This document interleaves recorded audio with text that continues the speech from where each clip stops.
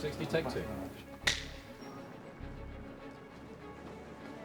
Patrice is one of those great characters without any lines. The Bond canon is filled with those characters that are such unique presences they don't need to speak. Oddjob from Goldfinger's the perfect example.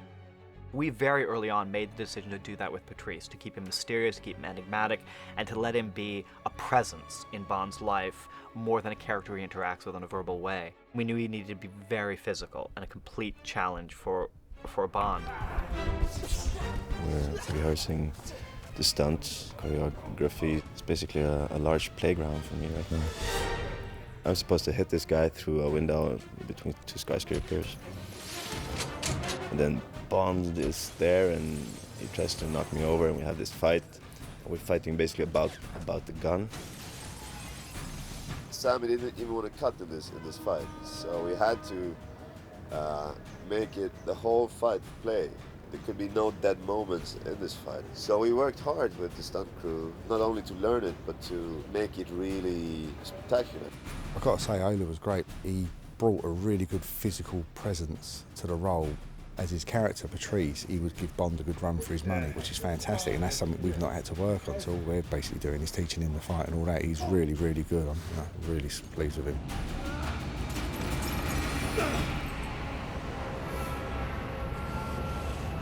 Tell me, who are you working for?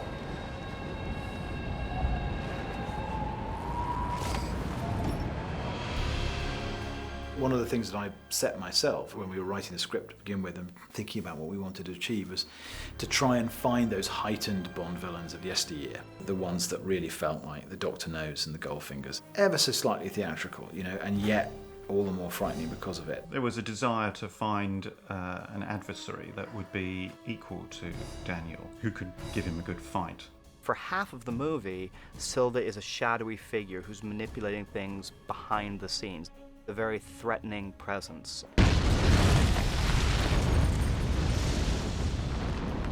The challenge to us became, all right, how do you show him? How do you introduce him? And we came up with the idea of a speech, of giving him an aria, if you will. The first time Bond sees this man, and the first time the audience sees this man, you are going to get a bizarre presentation of his worldview. Just look at you, chasing spies. She sent you after me knowing you're not ready, knowing you would likely die. Mommy was very bad. The most important thing for me when I read the script and the role is that there is a human being behind that I could relate to. In this case, there's a man suffering, a man full of pain that wants to fix this situation, doing very violent acts. But I perfectly understood who he was, and that helped me to portray him. He was smaller than I remember.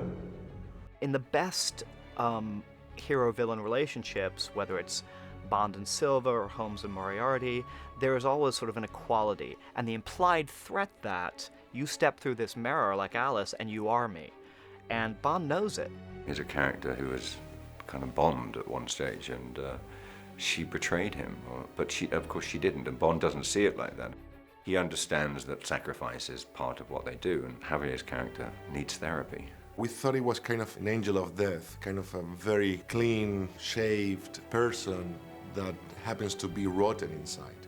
He wants to appear the opposite, which is like healthy and glamorous and all of that. And it was fun. We tried different things and we did some things on the face and on the wig to make him look a little bit like if he has done some work on his face, like he really wanted to change his appearance after what happened to him. The great location for me is Silva's abandoned city. They left the island so quickly, they couldn't decide what to take, what to leave, what was important.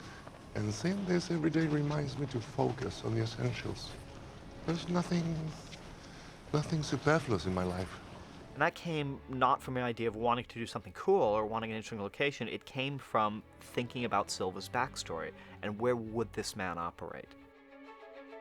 So when Bond shows up on that island and it's these empty tower blocks and these fallen monuments to totalitarian states, it's both thematically interesting in relation to a character that came out of the Cold War and appropriate to where Silva wants to live. In a way, suiting his grandiose nature. You know, he is a man, of course he should have his own deserted city. Why not? He's Silva.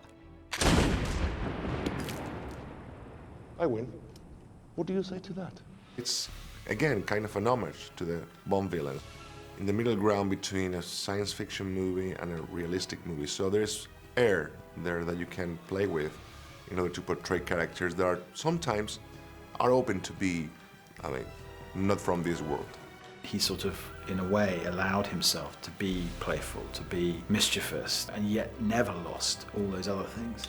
The danger, the mystery, the strangeness, the otherness. And I think that that was the balance we had to strike. It had to be real enough, but at the same time, have the flamboyance of a great Bond villain.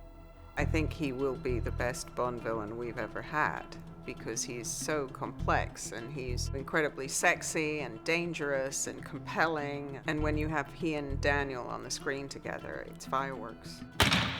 We had 2 long scenes, especially the first one. That was a day, because in that scene there are many colors that has to be played.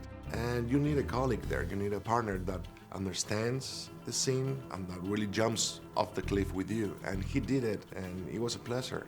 Working with the best, things happen easily, and you are in the same frequency, and you know that just looking in your eyes, you know that he's gonna go that way, and then you can manage to go in the other direction in order to create an opposite to him. It's the joy of performing. You see what comes of all this running around, Mr. Bond? All this jumping and fighting, it's exhausting.